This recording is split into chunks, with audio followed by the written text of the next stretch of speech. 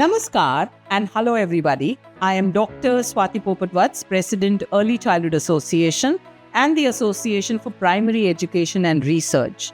And we are initiating this campaign in which we want preschools to remove all such practices which are stressful for children. Today, it is the age of understanding the brain.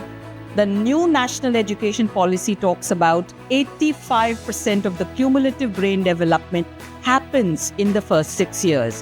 Why are we using stressful practices that damage a child's growing brain? Let me give you an example. Schools use cursive handwriting for 3, 4, and 5-year-olds. Imagine that. Now let's look at it from the point of view of that child and look at the loops and curls which are there in a cursive font. Absolutely impossible for a child of that age to do.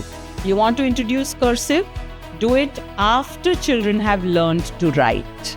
So you will ask me what to do for foundational years.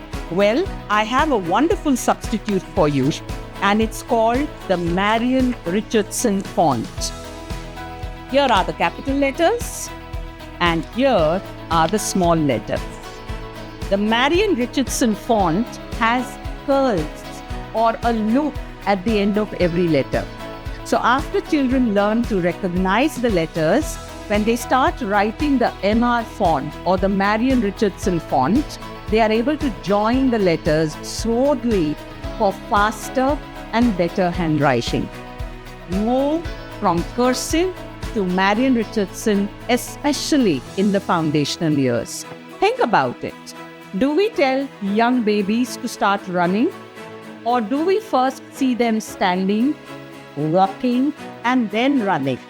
Similarly, while writing, children need to learn to recognize print, write in the MR font, and then if you are still interested, they will write in cursive. That means cursive comes after 7 or 8 years, not before. What are you waiting for? It's time to change all these age-old practices if you really call yourself a good school.